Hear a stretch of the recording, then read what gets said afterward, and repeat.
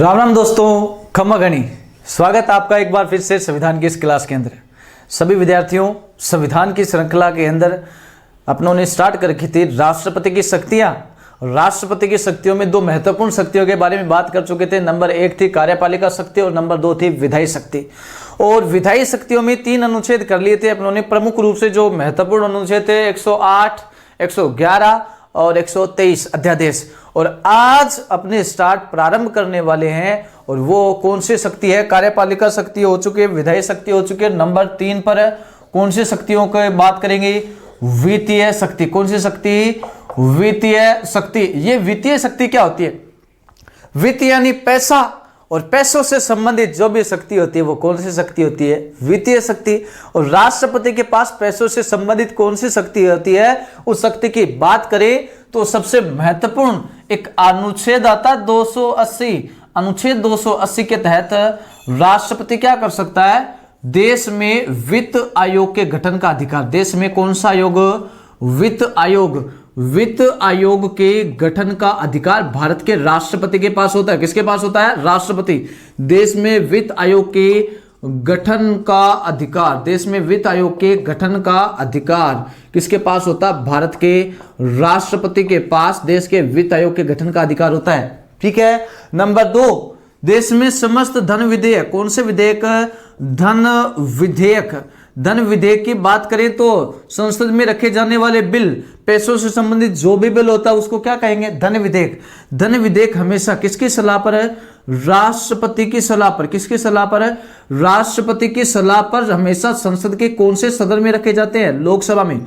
राष्ट्रपति की सलाह पर है संसद के, राष्ट्रपति की सलाह पर हमेशा कौन से सदन में रखे जाते हैं? लोकसभा में रखे जाते हैं। कहां पर रखे जाते हैं? लोकसभा में। अब ज्यादा टेंशन लेने की बात नहीं, बिल्कुल इजी है। धन विधेयक। विधेयक क्या होता है?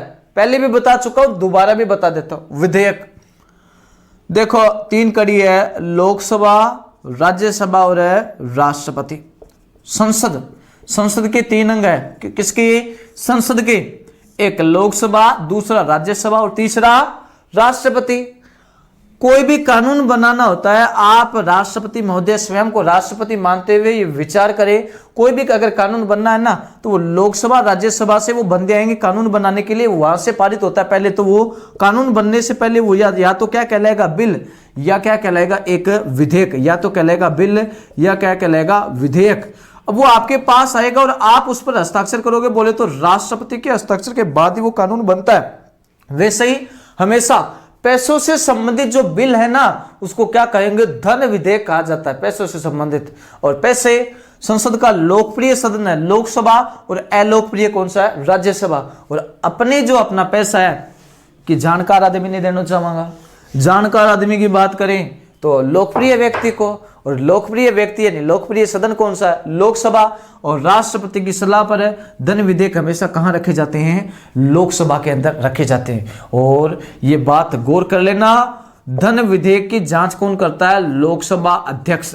धन विधेयक की जांच कौन करता है? लोकसभा अध्यक्ष धन विधेयक की जांच करता है। यह भी बात आप गौर करने वाली है, ध्यान देना। दोबारा समझा देता हूं। जैसे आप संसद में जा रहे हो, संसद में जाने का मतलब आप एक बैंक में जा रहे हो। कहां जा रहे हो? एक बैंक में। बैंक में जा रहे हो तो 2 है उसके काउंटर, एक तो है लोकसभा और एक है राज्यसभा। आप जैसे एंट्री करोगे तो मान लो वहां पर मैनेजर का ऑफिस यानी आपके राष्ट्रपति जी बैठे। कौन बैठे हैं? राष्ट्रपति जी। आप धन लेकर गए थे जमा करवाने के लिए, पैसे लेकर गए थे, धन का विधेयक लेकर गए थे, धन लेकर गए थे जमा करवाने के लिए। मैनेजर का ऑफिस बोले तो राष्ट्रपति। आप यहां पर घुसे, राष्ट्रपति से पूछा, मैनेजर से पूछा पैसे कहां जमा होंगे? तो राष्ट्रपति ने इशारा कर दिया लोकसभा में। ये जमा काउंटर है, चलो लोकसभा, लोकसभा में जमा करवा दो। तो आप इधर से होकर लोकसभा में जमा करवाओगे तो क्या आपके पैसे राष्ट्रपति ने चेक किए थे? क्या मैनेजर कभी पैसे चेक करता है क्या? असली है नकली है? नहीं करता। जहां आप जिस काउंटर पे जमा कराओगे उसी पे मशीन लगी हो तो बोले तो लोकसभा में। और लोकसभा में अगर आप धन विधेयक या पैसा जमा करवाते हो मतलब वहां पर बैठा रहता है कौन? लोकसभा का अध्यक्ष। तो हमेशा ध्यान रखना, धन विधेयक की जांच कौन करता है? लोकसभा अध्यक्ष द्वारा। किसी भी पैसों से संबंधित जो बिल है उसकी जांच की जाती है लोकसभा अध्यक्ष द्वारा। समझ में आ गया होगा। राष्ट्रपति की वित्तीय शक्तियों में देश में वित्त आयोग के गठन का अधिकार कौन करेगा? अधिकार किसके पास है? राष्ट्रपति के पास है। धन विधेयक राष्ट्रपति की सलाह पर कहां रखे जाते हैं? लोकसभा में। नंबर 3, देश की आकस्मिक निधि, कौन सी? आकस्मिक, या आप आकस्मिक बोल सकते हो। आकस्मिक निधि एक इमरजेंसी फंड होता है। देश की आकस्मिक निधि पर किसका अधिकार होता है? भारत के राष्ट्रपति का अधिकार होता है। देश की आकस्मिक निधि पर किसका अधिकार होता है? राष्ट्रपति का अधिकार। देश की आकस्मिक निधि पर किसका अधिकार होता है? राष्ट्रपति का अधिकार। ये आकस्मिक निधि क्या होती है?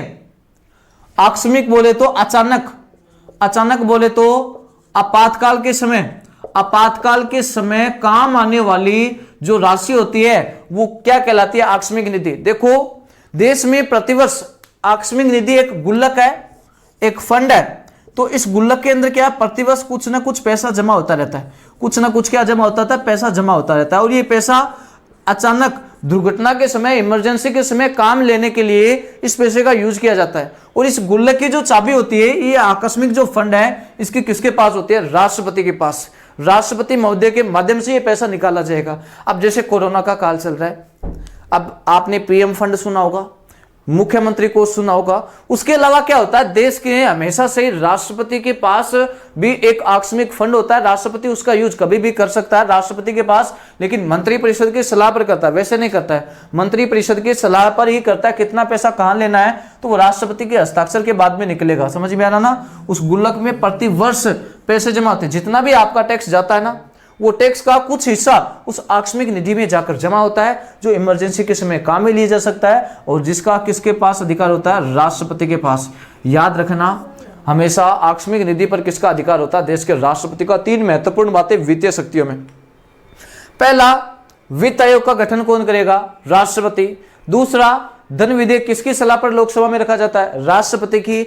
और देश की आकस्मिक निधि पर किसका अधिकार होता है? राष्ट्रपति का अधिकार होता है। ठीक है। और सबसे महत्वपूर्ण बात, पैसों की बात करें तो पैसों में अपनों को कब पैसे मिलने की कब उम्मीद होती है, या अपनों को जॉब मिलने की कब उम्मीद होती है? जब बजट की घोषणा होती है। काय की घोषणा होती है? बजट की घोषणा। बजट की घोषणा करने को देश का जो वित्त मंत्री है वो बजट की घोषणा कर सकता है, या प्रधानमंत्री अपने बेस पर बजट की घोषणा कर सकता है। लेकिन जो बजट पेश होता है ना, वो राष्ट्रपति के नाम से पेश होता है। किसके नाम से? राष्ट्रपति के नाम से। प्रतिवर्ष पेश होता है बजट, ध्यान रखना। प्रतिवर्ष, प्रत्येक साल जो बजट होता है किसके नाम से? राष्ट्रपति के नाम से बजट पेश किया जाता है। किसके नाम से? राष्ट्रपति के नाम से बजट पेश किया जाता है। प्रतिवर्ष बजट राष्ट्रपति के नाम से पेश किया जाता है। साइड डाल लेता हूं मैं साथ साथ में। ये बजट देखो, आप खुद अनुमान लगा सकते हो। केंद्र सरकार, राज्य सरकार, केंद्र में जैसा पद है राष्ट्रपति, वैसे एक राज्य के अंदर मिलता जुलता पद कौन सा होता है? राज्यपाल। केंद्र में अगर प्रधानमंत्री कार्य कर रहे होते तो राज्य के अंदर कौन होते? मुख्यमंत्री। केंद्र में प्रधानमंत्री तो राज्य में कौन है? मुख्यमंत्री ये कार्य कर रहे होते। तो देश में जो अपनी बात कर रहे हैं, देश का प्रतिवर्ष बजट राष्ट्रपति के नाम से पेश होता है। और बजट भी 2 प्रकार होता है। राष्ट्रपति के नाम से क्या पेश किया जाता है? बजट। बजट कितने प्रकार का होता है? 2 प्रकार का। एक साधारण बजट, कौन सा बजट है? साधारण बजट। और दूसरा कौन सा बजट आता है? Rail budget. कौन सा बजट? Rail budget. अब आपको समझाने का सबसे बड़ा फंडा यही है। आपने थोड़े समय पहले देखो, केंद्र में पीएम होता है तो राज्य में कौन होता है? राष्ट्रपति। सॉरी, केंद्र में पीएम होता है तो राज्य में कौन होता है? सीएम। घोषणा करने को पीएम सीएम कर सकते हैं, घोषणा करने को पीएम सीएम कर सकते हैं, लेकिन पीएम की जगह पर वहां पर किसके नाम से पेश होता है? राष्ट्रपति। वैसे ही राज्य के अंदर किसके नाम से पेश होता है? बजट राज्यपाल के नाम से पेश किया जाता। थोड़े समय पहले आपने हेडिंग देखी होगी, आपने अपनी नौकरियों की हेडिंग देखी होगी। अब वो एक बजट के तहत आपको नौकरियों का एक तोहफा दिया गया था, और तोहफे में बोला गया था आपके लिए इतनी नौकरी है, आपके लिए ये किया जा रहा है। गहलोत सरकार, आपने गहलोत का नाम सुना था सीएम का, गहलोत सरकार द्वारा भी जो बात करते हैं बच्चों को एक बड़ा तोहफा, इतनी 1000 नौकरियां, इतना कांस्टेबल के पद, इतने पटवार के पद, वो क्या हुआ? बजट की घोषणा के तहत आए। उसी प्रकार रेलवे की या केंद्र में जो घोषणा होती है, या तो वित्त मंत्री उस बजट के तहत ही शामिल करते हैं, उसको भी बजट के तहत ही शामिल करते हैं। प्रधानमंत्री की इच्छा पर निर्भर करता है, वो वित्त मंत्री के जरिए करवाता, खुद करवाता है किसी और को। ठीक है, लेकिन आपको इतना ध्यान में रखना है, वो बजट जो पेश होता है प्रतिवर्ष किसके नाम से पेश होता है? राष्ट्रपति के नाम से। याद रख लेना, राज्य में बजट आएगा तो राज्यपाल के नाम से पेश होता है, और घोषणा करने की बात अलग है। और केंद्र में जो बजट आएगा किसके नाम से पेश किया जाता है? राष्ट्रपति के नाम से बजट पेश किया जाता है। अनुच्छेद 280 वित्त आयोग का गठन कौन करेगा? राष्ट्रपति। देश की आकस्मिक निधि इमरजेंसी में गुल्लक जो किसके पास होता है? राष्ट्रपति के पास। ठीक है, इमरजेंसी पड़ने पर उसका प्रयोग किया जा सकता है। चलो, वित्तीय शक्तियां कंप्लीट हुई। कौन सी शक्तियां हो गई? वित्तीय शक्तियां कंप्लीट हुई। वित्तीय शक्तियों के बाद में अपने चौथे नंबर की बात करते हैं। वित्तीय शक्तियों के बाद में कौन सी शक्ति आती है? न्यायिक शक्ति। कौन सी शक्ति? न्यायिक शक्ति। अब न्यायिक शक्ति क्या होती है उसके बारे में आपको बताता हूं। न्यायालय से क्यों डरते हो? वैसे तो डरना ही नहीं चाहिए। न्यायालय से क्यों डरते हो? क्योंकि न्यायालय क्या सुनाता है? सजा। न्यायालय क्या सुनाता है? सजा। न्यायालय ने बोल दिया इसके 50 कोड़े मार दो, तो मारेंगे जाएंगे। न्यायालय ने बोल दिया इसको मोर बना दो, तो मोर। न्यायालय का आदेश है, वो मोर कई प्रकार से बनाए जाते हैं, वैसा भी बनाया जा सकता है, थोड़ा संभल के जनाब। उसी प्रकार देखो, अपन सजा से डरते हैं। न्यायालय हमेशा जो गुनाह होता है उसकी सजा सुनाता है, तो गुनाह से डरते हैं। तो राष्ट्रपति न्यायालय के किस काम के अंदर टांग अड़ा सकता है? तो किसी व्यक्ति को न्यायालय ने सजा सुनाई तो राष्ट्रपति उस सजा को क्या कर सकता है? कम करने का मतलब राष्ट्रपति भी क्या कर रहा है वहां पर? न्याय। तो न्यायालय के मामले में जो हस्तक्षेप करने की जो शक्ति है राष्ट्रपति की, वो कौन सी शक्ति है? न्यायिक शक्ति। न्यायालय के मामले में हस्तक्षेप, पंगे लेने की, जिसको आप नॉर्मली भाषा में कुछ अलग अलग बातें दे देते हो भी, टांग अड़ाने की, ठीक है, वो शक्ति किसके पास होती है? राष्ट्रपति के पास। आप न्यायालय ने किसी को सजा सुनाई तो राष्ट्रपति के पास 4 प्रकार की न्यायिक शक्तियां होती है उस सजा को कम करने के लिए। न्यायिक शक्तियों की बात करें तो आपको इतना ही ध्यान होना चाहिए, राष्ट्रपति के पास। किसके पास? राष्ट्रपति के पास किसी अपराधी की सजा को कम करने के लिए। राष्ट्रपति के पास किसकी सजा को कम करने के लिए? किसी अपराधी की सजा को, किसी अपराधी की किसको? सजा को कम करने के लिए। अपराधी की सजा को कम करने के लिए 4 प्रकार की न्यायिक शक्तियां होती है।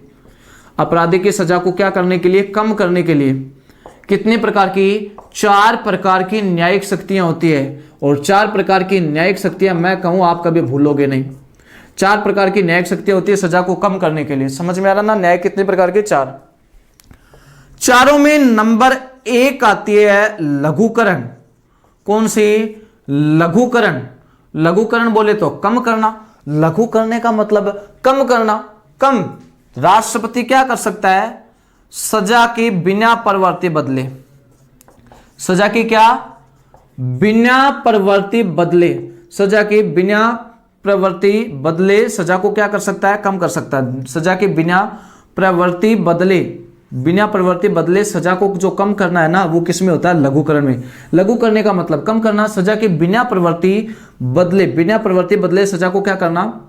सजा कम करना क्या कहलाता है? लघुकरण। ठीक है, बिना प्रवृत्ति बदले अपन सजा को क्या कर रहे हैं? कम कर रहे हैं। सजा को क्या कर रहे हैं? कम। समझ में आ रहा है ना? ये प्रवृत्ति क्या, इसको भी समझाऊंगा। नंबर 2 कौन सी न्यायिक शक्ति है? परिहार। कौन सी है? परिहार। नाम याद कर लो पहले। एक लघुकरण, दूसरी किसी है? परिहार, तीसरी परविलंब। तीसरी कौन सी है?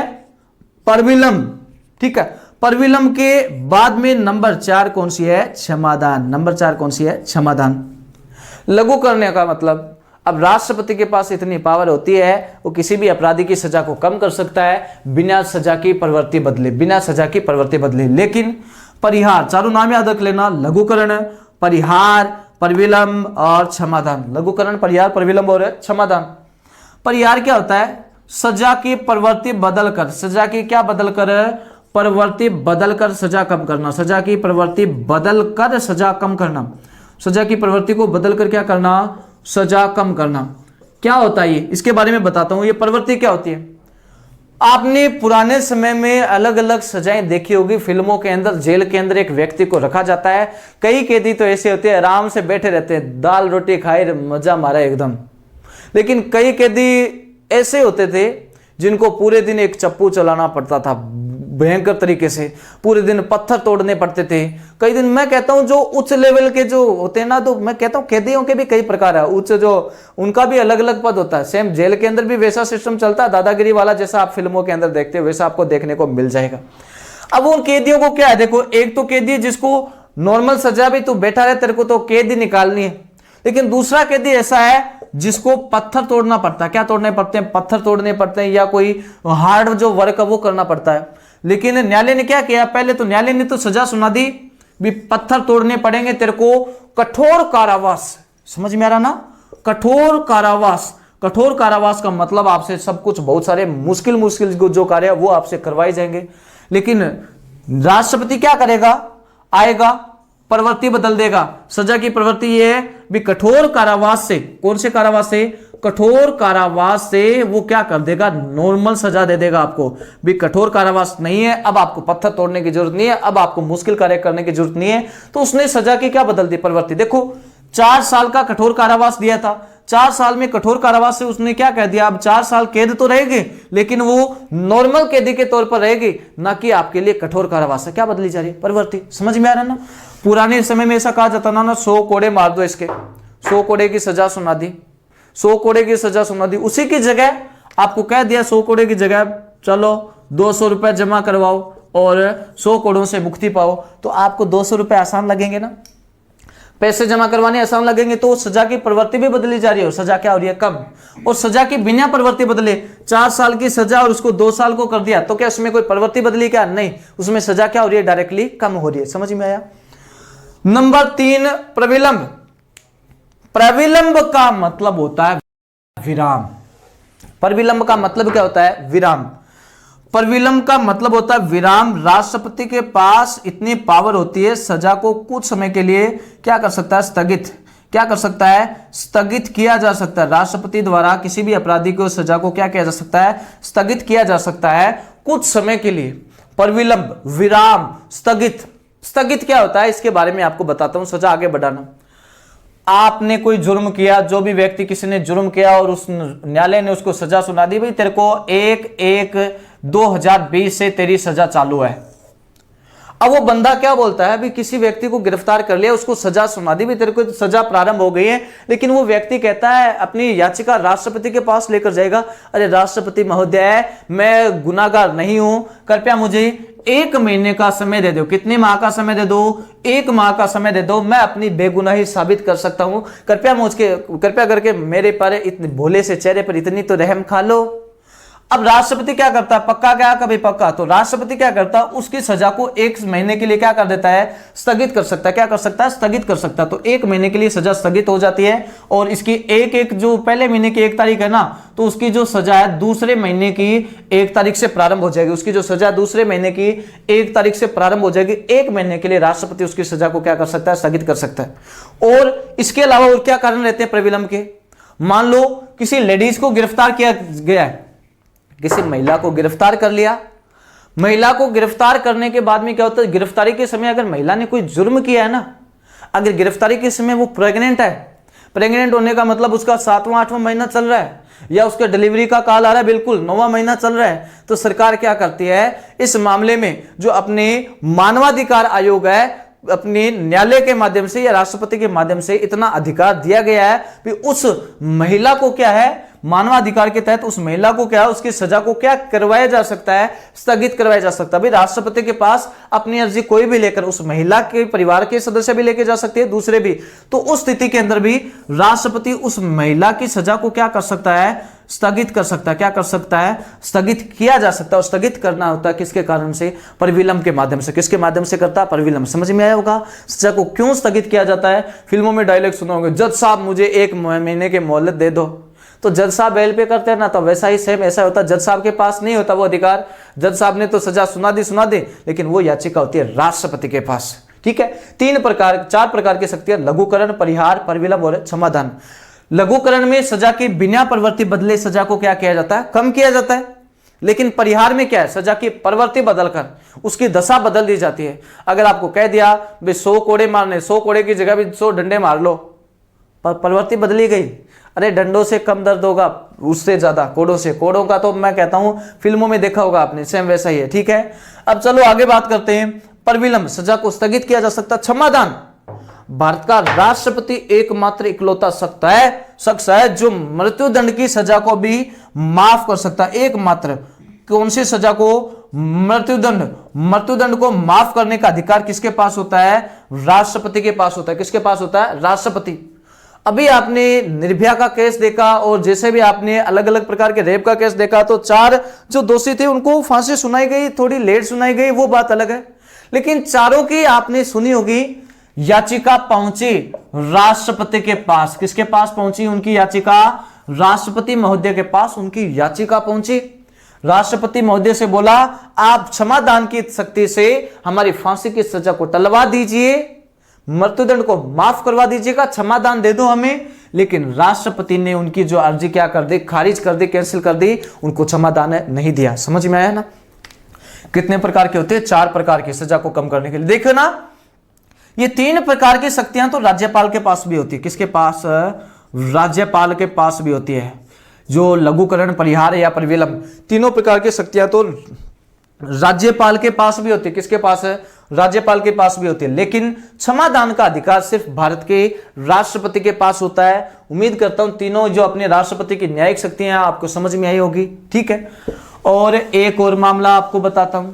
राष्ट्रपति को अगर किसी मामले में सलाह लेनी हो, राष्ट्रपति को अगर किसी मामले में सलाह लेनी हो, तो सलाह राष्ट्रपति को एक ही व्यक्ति बात कर सकता है। और वो सलाह किसके तहत?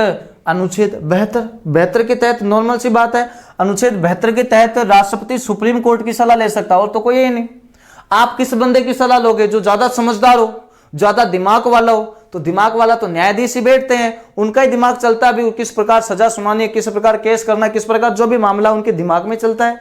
इतने बड़े बड़े फैसले सुनाते हैं तो उनके दिमाग में कुछ तो होगा। तभी राष्ट्रपति किसी भी मामले में परामर्श कर सकता है। किस कोर्ट से? सुप्रीम कोर्ट से, सर्वोच्च न्यायालय से। समझ में आ रहा होगा ना? राष्ट्रपति केंद्र से, सुप्रीम कोर्ट से क्या मांग सकता? कोई भी परामर्श ले सकता भी, ऐसी ऐसी प्रॉब्लम हो रही है, मैं इसके बारे में क्या करूं। और दूसरी बात ये भी, राष्ट्रपति सुप्रीम कोर्ट के परामर्श का पालन करे या ना करे, ये किसकी इच्छा पर डिपेंड करता है? ये स्वयं राष्ट्रपति की इच्छा पर डिपेंड करता है। किसकी इच्छा पर डिपेंड करता है? स्वयं राष्ट्रपति की इच्छा पर डिपेंड करता है। 2 प्रकार की शक्तियां कर ली हैं। सबसे पहले अभी आ जाते हैं अपनों ने कौन सी की थी? वित्तीय शक्तियां। देश में वित्त आयोग का गठन राष्ट्रपति करेगा। धन विधेयक राष्ट्रपति की सलाह पर रखे जाते हैं। देश का आकस्मिक निधि, आकस्मिक फंड, आकस्मिक जो आकस्मिक फंड है उस पर किसका अधिकार होता है? राष्ट्रपति का। और बजट भी किसके नाम से पेश होता है प्रतिवर्ष? राष्ट्रपति के नाम से। राष्ट्रपति के पास 4 प्रकार की न्यायिक शक्तियां हैं, वो बात कर ले। जय हिंद, जय भारत। अब अपनी तीसरी शक्ति आ गई, सैन्य शक्ति।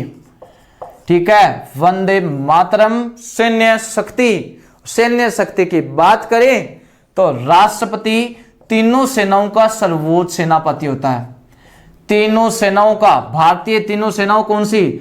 जल सेना, वायु सेना, थल सेना। तीनों सेना का सर्वोच्च प्रमुख, तीनों सेनाओं का सर्वोच्च प्रमुख बात कर ले या सर्वोच्च सेनापति बात कर ले तो वो कौन होता है? भारत का राष्ट्रपति। तीनों सेनाओं का सर्वोच्च सेनापति कौन होता है? भारत का राष्ट्रपति। देश का प्रथम नागरिक भी कौन होता है? भारत का राष्ट्रपति। देखो, नॉर्मल सी बात है, जब भी कोई बड़े प्रोग्राम का आयोजन, जहां पर इनाम देने की बात होती है, कोई बड़े पुरस्कार देने होते हैं, उपाधियों की बात करें तो पुरस्कार, भारत रत्न जैसे सम्मान के प्रतीक, पद्म श्री, पद्म भूषण या पद्म विभूषण, ऐसे किसी भी मामले से, या कोई बहादुरी का अवार्ड देना हो, तो केंद्र में हमेशा कौन बंदा नजर आता है? राष्ट्रपति।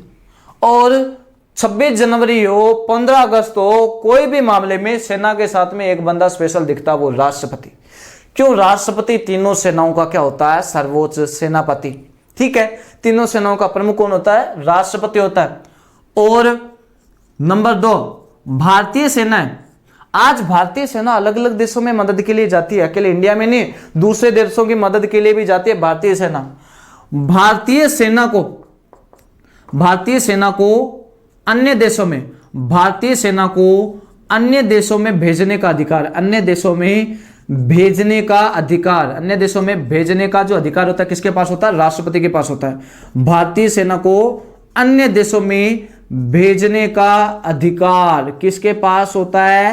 राष्ट्रपति के पास होता है। राष्ट्रपति के पास अधिकार किसके पास होता है? राष्ट्रपति के पास। भारतीय सेना अन्य देशों में क्यों जाती है? क्योंकि वो बुलाते हैं। अन्य देशों में सेना को भेजने का अधिकार किसके पास होता है? राष्ट्रपति के पास होता है। क्यों?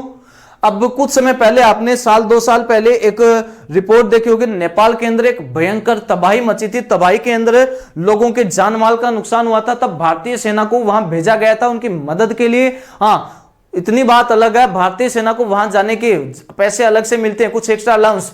आज दक्षिण अफ्रीका की बात करें, कांगो की बात करें, तो आज भारतीय सेना को दक्षिण अफ्रीका में भी, कांगो के अंदर भी पोस्टिंग वहां पर भी भेजा जाता है, वहां की मदद के लिए। कांगो के अंदर क्या है, बहुत बड़ा जंगली क्षेत्र है। उस जंगली क्षेत्र के अंदर काफी प्रकार के, जो आपने यहां पर कह देता ना माओवाद, या आपने कह देते हैं जो उग्रवाद की जो भावना लोगों के अंदर पैदा हो रही है, या नक्सलवाद, ऐसे जो शब्द आते हैं ना, वैसे वहां पर भी आपके अफ्रीका क्षेत्रों के अंदर भी ऐसा कुछ होता है।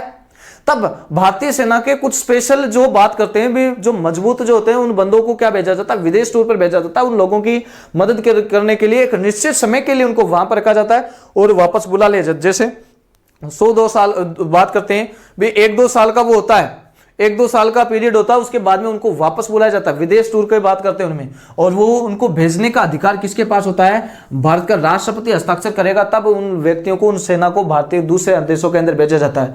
और अन्य देश भी यहां पर आते हैं, अन्य देश वाले देखो, वो तो स्पेशल की बात करें तो युद्धाभ्यास के लिए आते हैं भारत के अंदर। आज भारतीय सेना की जितनी तारीफ करो उतनी ही तारीफ कम है, जितनी तारीफ करो उतनी ही कम है। भारतीय सेना तो भारतीय सेना भाई, इसका तो कोई मुकाबला है ही नहीं है। अन्य देश भारत में आते हैं तो आपको पता है क्यों आते हैं, वो युद्ध की ट्रेनिंग लेने के लिए आते हैं, युद्धाभ्यास के लिए आते हैं, क्योंकि एक स्थल पर लड़ने के लिए या एक जंगल में लड़ने के लिए भारतीय सेना विश्व की सबसे अच्छी सेनाओं में से एक भारतीय सेना है। वे बाकी कोई मजबूत होते होंगे कहीं में भी, लेकिन स्थलीय सेना जो लड़ने के लिए, जंगल में लड़ने के लिए, भारतीय सेना जितना मजबूत विश्व में दूसरी कोई भी सेना नहीं। मुझे गर्व है, मैं भारतीय हूं, और आज इस बात के अंदर आपको भी गर्व होना चाहिए। आपको भी पता है इस माहौल के अंदर भारत एक ही देश ऐसा है जो अपने किसी भी नागरिक को कहीं पर भी नहीं छोड़ता, अन्य देशों से भी अपने नागरिकों की बचत करके लेकर आएगी किसी भी प्रकार से।